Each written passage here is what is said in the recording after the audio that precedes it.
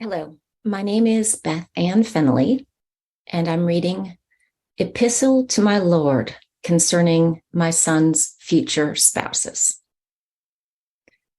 Because I will not be around forever, Lord, I find myself considering those who will feed my sons after I'm gone, Lord.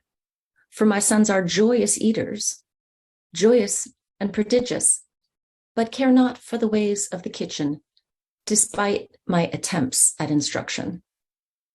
Forgive them, Lord. They know not how to cook. Still, they're accustomed to eating well. So I think, Lord, humbly, Lord, that you might bear that fact in mind when choosing their spouses, be they female or male or gender non-binary, because I'm down with that, Lord, and believe you are too, for God is love. Hallelujah. Even when my sons were young, Lord, I educated their palates. Even when they were toddlers, I gave them ingots of Parmigiano Reggiano from Parma, Lord, the real deal, its name tattooed on the rind.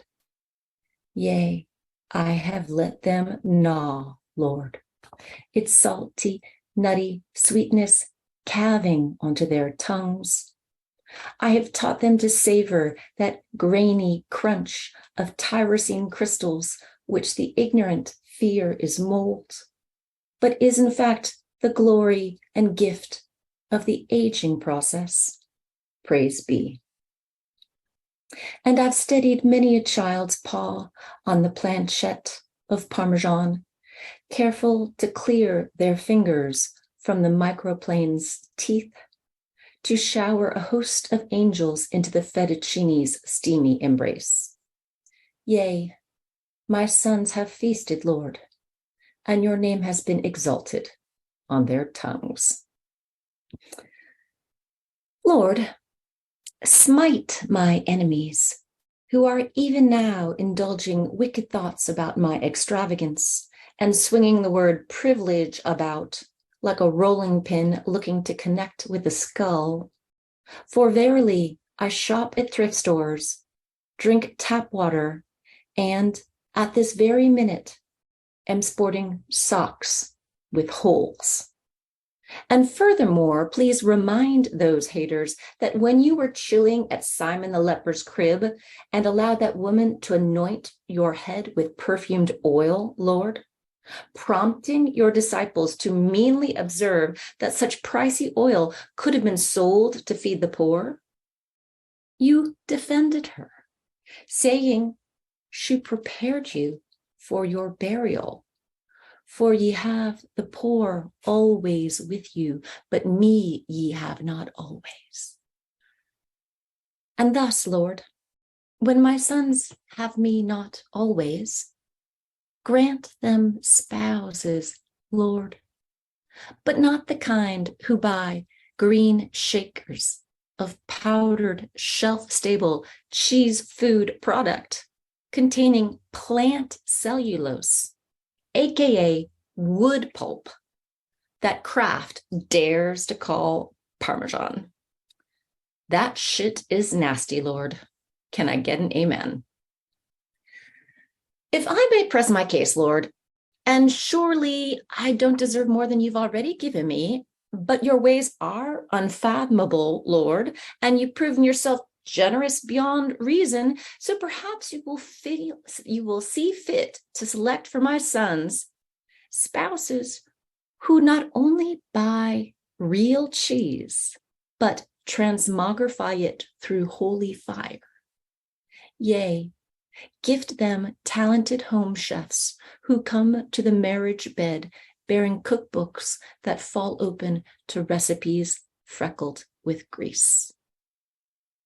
Such chefs, I submit, would be ideal, but if I may, perhaps do not send them chefs especially skilled in the art of beef bourguignon, Lord. Beef bourguignon being my signature dish, Lord.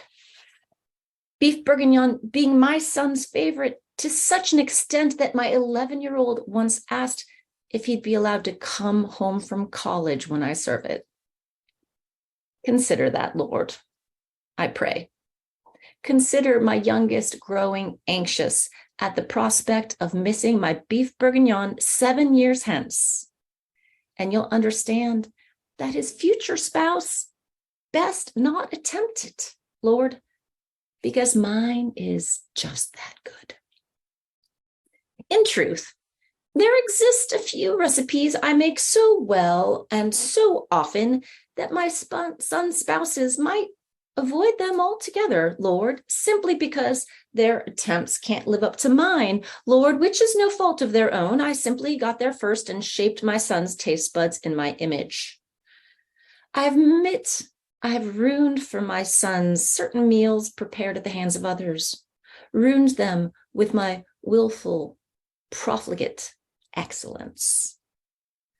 I'm thinking here of those meals my sons eat until their cheeks flush, eat until their foreheads shine, eat until their breathing grows labored, eat until they unbutton their pants, which is disgusting, Lord, and flattering, Lord, in equal measure.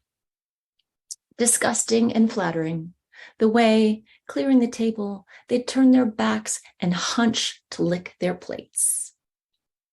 Maybe 10 dishes, Lord, I've brought to that pinnacle at which plate licking, though lowly, is justified. 10 dishes, or maybe 12, Lord, that we might proactively retire to prevent the spouses of my sons from bitterness. For verily you warn against the gall of bitterness. Lord, when these spouses confide to their friends, I don't even try to make lasagna because his mom's was just that good, heed them, Lord, and bless them. Bless them in their humility and reward them with many offspring. These 15 dishes, 20 tops, I will enumerate, Lord, in a subsequent epistle. Your faithful servant, etc.